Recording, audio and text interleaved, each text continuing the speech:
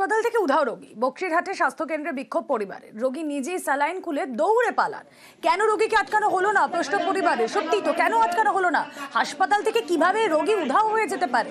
কথা বলবো, শুভঙ্কর প্রতিনিধি রয়েছেন আমাদের সঙ্গে। শুভঙ্কর। হ্যাঁ দেখো, তোমাকে জানিয়ে রাখি, কোচবিহার জেলার তুফানগঞ্জ 2 ব্লকের বক্সিরহাট ব্লক প্রাথমিক স্বাস্থ্য কেন্দ্রের ঘটনা। গতকাল দুপুরে ভানুকুমারী 2 গ্রাম পঞ্চায়েতের এক বাসিন্দা জ্বর নিয়ে ভর্তি হন। এরপর বিকেলবেলা যখন কর্তব্যরত নার্স তাকে ইঞ্জেকশন দিতে আসেন, সেই সময় স্যালাইন খুলে দৌড়ে পালান।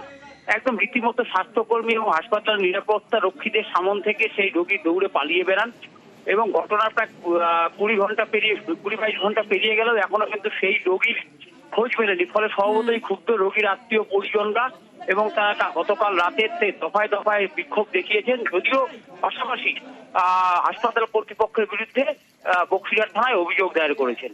বেশ। ওই পাশে পিছন পাশে দরজা দিয়ে নাকি গেছে, ওইদিকে কোন দিকে গেছে কোনো কেয়ার নাই। আমরা এই দিনমন খোঁজাখুঁজি করলাম, আমার রোগীর মাইকিন ফাইকিন সব করতেছি, মোবাইলে ছবি সব ছাড়ছি।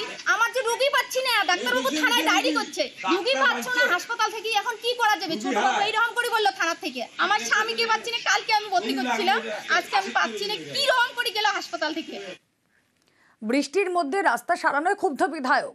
ছবি দেখাবো। দুর্গাপুর ফরিদপুরে রাস্তা সারানো নিয়ে ক্ষুব্ধ বিধায়ক। বৃষ্টির মধ্যেই প্রায় 1 কিলোমিটার রাস্তা সারায়। কোথাও কোনো ডিস্টার্ব করা আর এরকম কাজ করছো? তোমার জন্য আমাদের সাথে বদনাম হচ্ছে।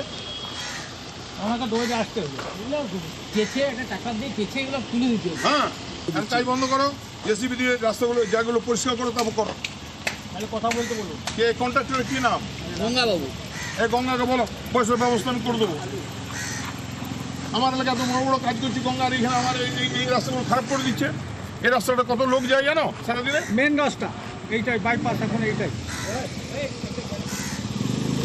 সরকারি রাস্তাটা শুরু হবে দেখবি। কথা বলবো, প্রতিনিধি অর্পণ রয়েছেন সঙ্গে। অর্পণ, সত্যি তো এই রাস্তা জাস্টিফাইড? এর আগে কেন সারানো হয়নি? বৃষ্টির মধ্যে 1 কিলোমিটার রাস্তা সারাই হচ্ছে। দেখো, যে ঠিকাদারকে এই রাস্তা সারের যে বরাদ দেওয়া হয়েছিল দুর্গাপুর ফরিদপুর ব্লকের সর্দি মোড় থেকে হেঁটোডোবা পর্যন্ত যে 1 কিলোমিটার রাস্তা, সেই রাস্তা কিন্তু মেরামতির কাজ চলাকালীন কিন্তু আচমকা বিধায়ক সেখানে উপস্থিত হন এবং তিনি দেখেন এই যে রাস্তাটি মূলত মেরামতি হচ্ছিল এবং খুবই নিম্নমানের সামগ্রী দিয়ে এই রাস্তা মেরামতি কাজ চলছিল এবং বিধায়ক তিনি নিজে কিন্তু এই রাস্তার কাজ বন্ধ করে দেন এবং উপযুক্ত ঠিকাদারের বিরুদ্ধে কিন্তু ব্যবস্থা গ্রহণের আশ্বাস দেন। এবং এই যে রাস্তা, এই রাস্তা কিন্তু অন্যতম গুরুত্বপূর্ণ রাস্তা, কারণ হেঁটোডোবা থেকে যে সর্দি মোড়ে যে রাস্তা,